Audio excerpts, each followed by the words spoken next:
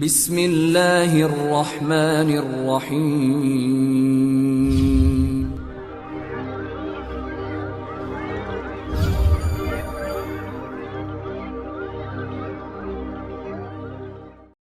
Mari kita lanjutkan.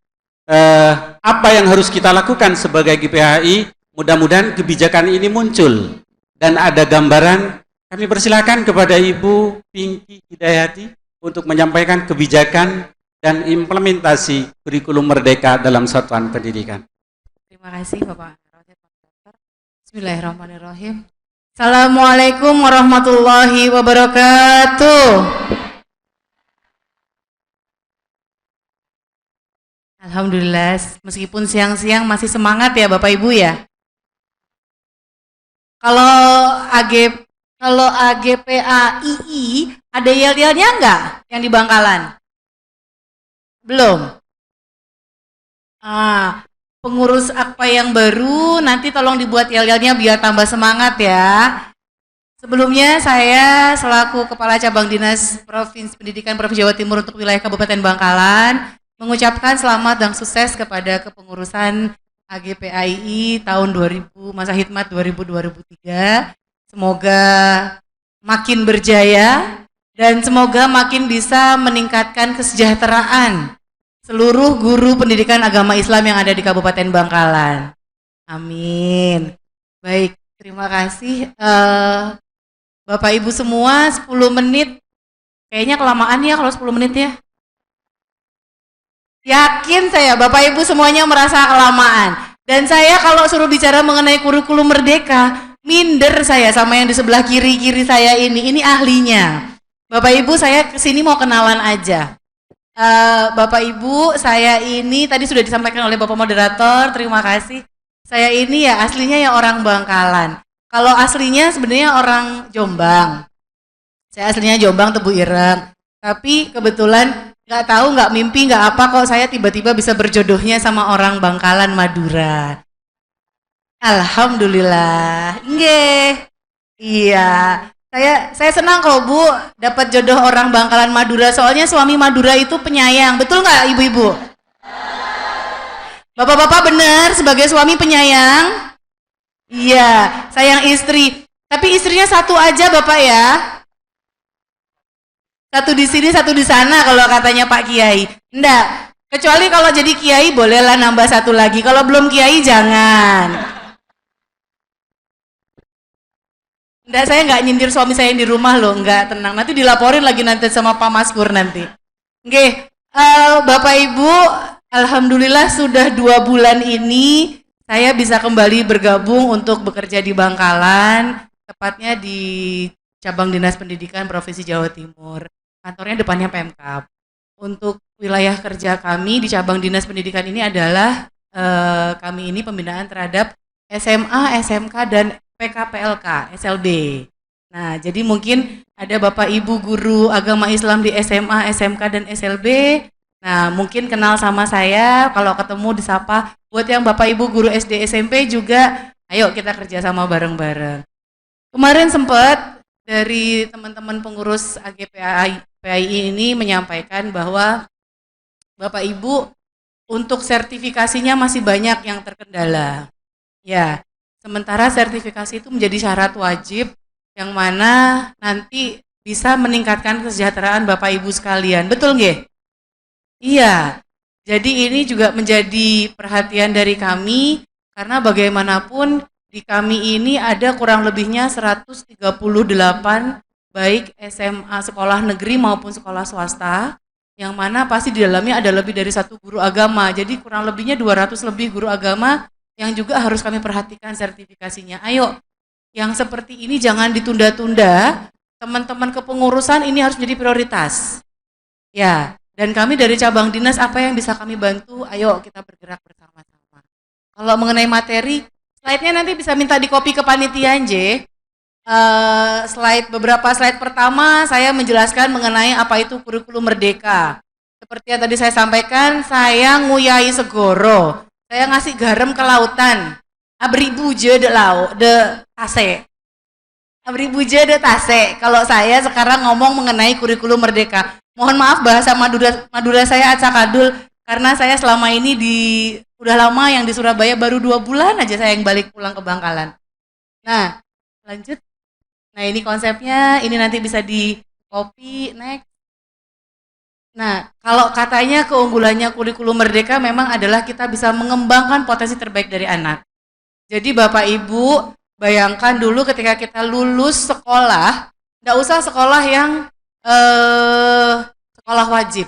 Sampai kita bisa kuliah pun, ketika kita lulus kuliah, banyak dari kita yang masih bingung, kita ini mau jadi apa ya? Ya, bergelar sudah SPD, sudah sarjana pendidikan, mau guru, ngajar bagaimana? Tidak langsung semua dari kita itu bisa langsung bisa. Masih banyak yang bingung, karena apa? Potensi-potensi inner di dalam hati diri kita ini masih belum terasa dengan baik. Oleh itu, kurikulum merdeka di sini hadir untuk bisa mengasah dan memunculkan potensi terbaik dari anak. Memang jadinya karena ini masih permulaan Bapak Ibu mengenai kurikulum merdeka, yang agak repot memang akhirnya Bapak Ibu gurunya. Tapi nanti kalau sudah terbiasa, segala sesuatu menjadi mudah karena sudah terbiasa. Insya Allah nanti pasti bisa dan mudah mengalir dengan lancar.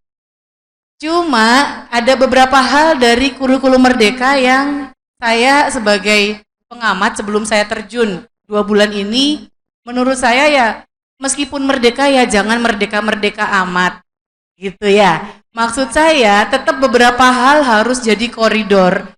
Dengan adanya teknologi yang bisa diakses bebas oleh anak-anak, tonggak terdepan adab anak-anak adalah Bapak Ibu. Jadi saya waktu pas disambangi teman-teman dari pengurus, Bu mau ngadakan acara ini, pesertanya siapa Pak? Pesertanya Bapak Ibu guru agama Islam yang ada mulai dari SD, SMP, SMA, dan SMK, juga di SLB. Saya enggak pakai mikir panjang-panjang, saya bersedia. Karena saya merasa sangat terhormat berada satu ruangan dengan Bapak Ibu semuanya. Bapak Ibu adalah orang-orang yang saya sebagai orang tua, saya titipkan untuk membantu saya mendidik anak saya menjadi anak yang berakhlak karimah. Tidak cukup hanya sekedar orang tua saja. Orang tua di rumah berapa jam orang tua bisa mendidik anaknya? Iya kalau orang tuanya tidak bekerja. Kalau bekerja, lebih sedikit lagi waktunya. Jadi waktu bersama Bapak Ibu guru di sekolah, ini adalah waktu-waktu krusial yang penting dalam pembentukan karakter anak. Kalau ini luput, anak akan sulit mengembangkan akhlak yang karimah, mengembangkan adab-adab yang mulia dan baik, dan dia akan sulit menjadi makhluk yang berkembang sesuai dengan akidah-akidah agama Islam. Setuju Bapak Ibu? Betul. Jadi di pundak Bapak Ibu ada amanah yang luar biasa.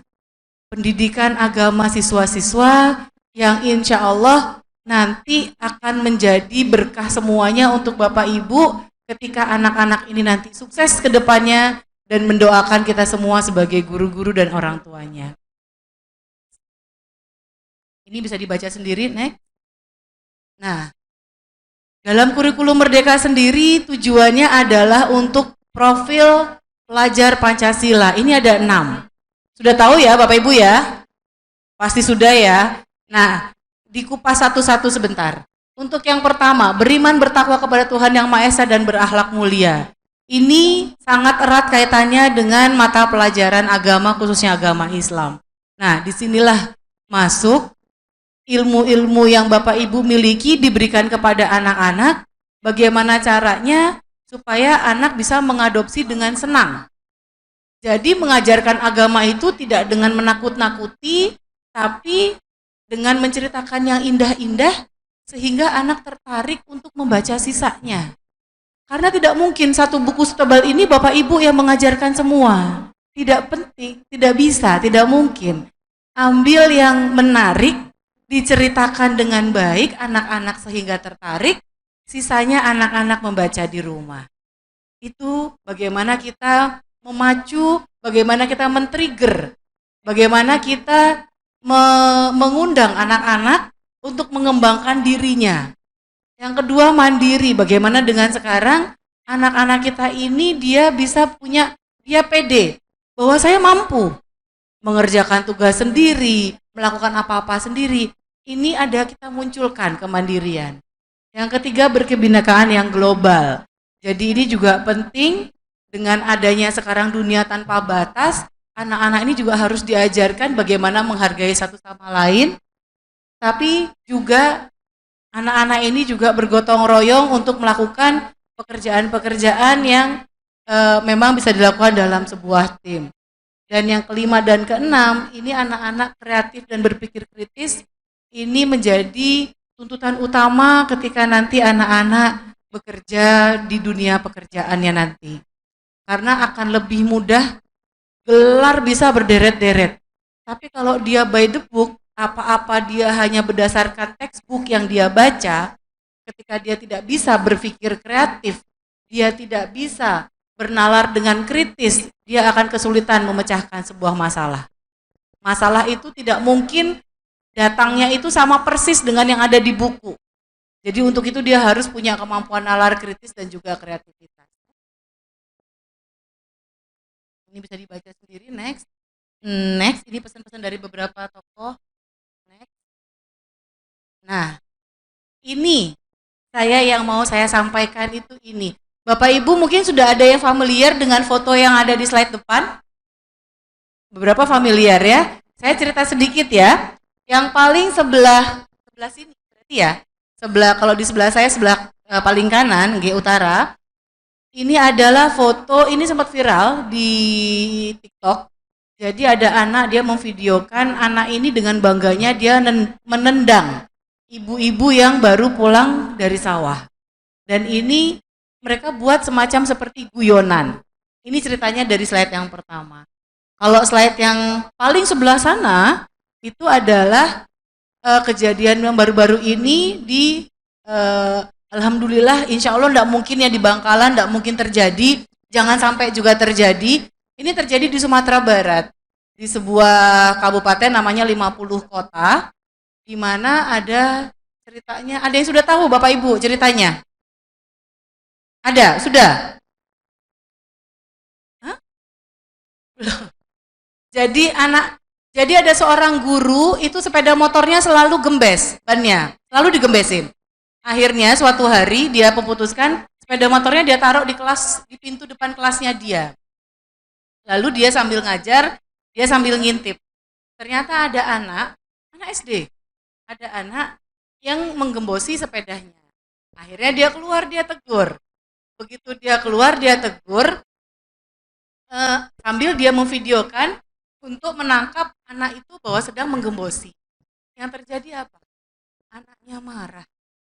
Anaknya marah, lalu anak tersebut malah memaki-maki bu guru sambil berusaha mengambil HP si ibu guru.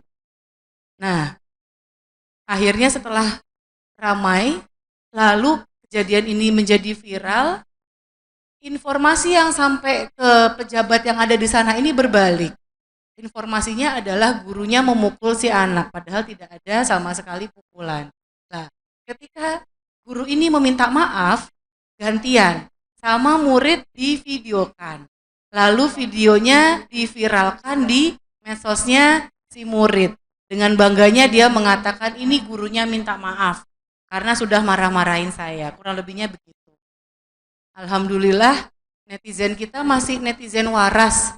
Dan jangan lupa Bapak Ibu ya, the power of netizen itu luar biasa. Powernya netizen ini sekarang ngalah-ngalahin powernya kita yang ada di kedinasan. Nah, reaksi netizen saat itu malah menghakimi si anak, malah marah sama si anak. Akhirnya menjadi perhatiannya Bapak Wali Kota, sehingga terjadilah gambar yang di tengah, yang mana Bapak Wali Kota minta maaf. Bapak Wali Kota minta maaf, Bupati, Kabupaten, sorry. Pak Bupati minta maaf kepada ibu guru dimaksud dan juga kepada guru-guru di seluruh Indonesia. Ini langkahnya. Dari sini Bapak Ibu, slide selanjutnya. Ada 5 hal yang saya ini hasil diskusi dan juga hasil ngobrol-ngobrol juga.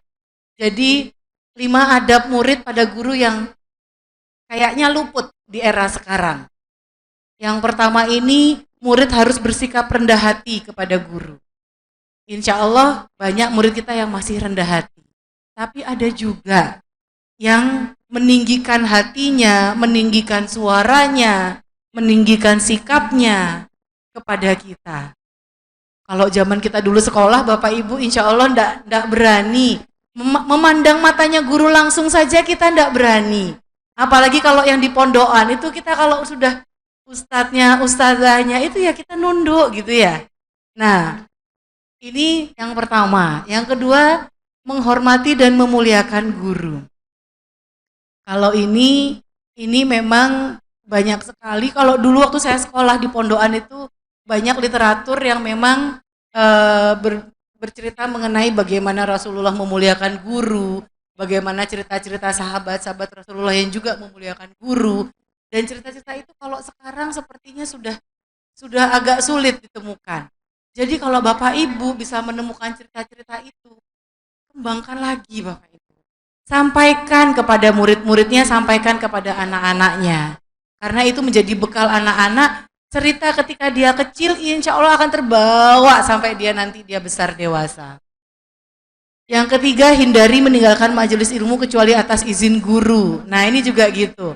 Kadang-kadang keluar ruangan nyelonong atau tidak masuk juga nggak pakai izin. Nah ini hal-hal seperti ini kelihatannya bagi anak-anak sekarang ini sepele, padahal ini adalah adab. Nah ini yang keempat, bertanya dengan penuh kesopanan ketika ada yang tidak paham. Ini kadang-kadang juga kalau faktornya karena kedekatan untuk memicu kreativitas, monggo silahkan.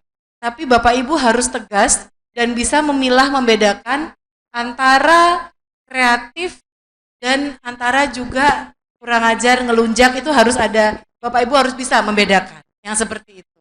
Dan yang terakhir, bersikap sopan santun ketika hadir dalam sebuah perkumpulan para ulama atau guru.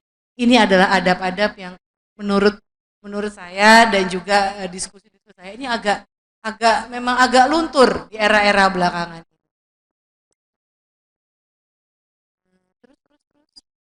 Terus. Ini bisa dibaca Bapak Ibu ya. Ini slide saya bikinnya sampai tengah malam Bapak Ibu demi mencari gambar-gambar yang imut-imut, yang lucu-lucu gitu. Jadi nanti ini bisa monggo, bisa Bapak Ibu copy ke panitia. Saya yang saya tekankan sekali lagi, saya titipkan kepada Bapak Ibu. Ayo Bapak Ibu, anak-anak ini, anak-anak Bapak Ibu di sekolah, ini adalah anak-anak Bapak Ibu juga. Jadi pendidikan agamanya juga menjadi tanggung jawab kita juga. Semakin dini pendidikan agama diberikan, maka akan semakin melekat, semakin laten, dan akan mendasari semua perilaku anak-anak di jenjang pendidikan berikutnya sampai dengan nanti anak-anak kembali ke masyarakat. Semoga yang Bapak Ibu kerjakan mendapat ridho dari Allah Subhanahu wa taala, menjadi berkah pahala bagi Bapak Ibu dan juga keluarga semuanya, dan anak-anak yang Bapak Ibu ajar menjadi anak-anak yang sukses dan berakhlak karimah. Wallahul muwafiq ila aqwamit thoriq. Wassalamualaikum warahmatullahi wabarakatuh. Waalaikumsalam warahmatullahi wabarakatuh. Beri aplaus untuk narasumber kita. Beliau adalah orang-orang hebat dan luar biasa, tapi juga bukan biasa di luar, Bapak Ibu.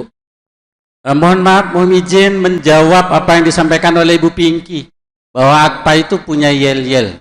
Seperti disampaikan oleh Pak Maskur tadi, mungkin Pak Yai Ghazali juga lupa, tadi tidak menyampaikan yel-yel. Ini mungkin diawali dari ketua panitia yang sudah belajar semalam yel-yelnya, tapi tadi nggak ditampilkan. Bisa diingat Bapak Ibu ya, ketika diucapkan salam AKPA, begini apa begini? Ambil ke bau, tapi kalau saya senang begini. profesional, rahmatan lil alamin. Allahu Akbar. Ketika mengucapkan Allahu Akbar yang keras. Tapi bukan takbir, bukan begitu ya. Ibu. Oke. Sekali lagi. Selamat pagi. Rahmatan lil alamin. Allahu Akbar. Luar biasa.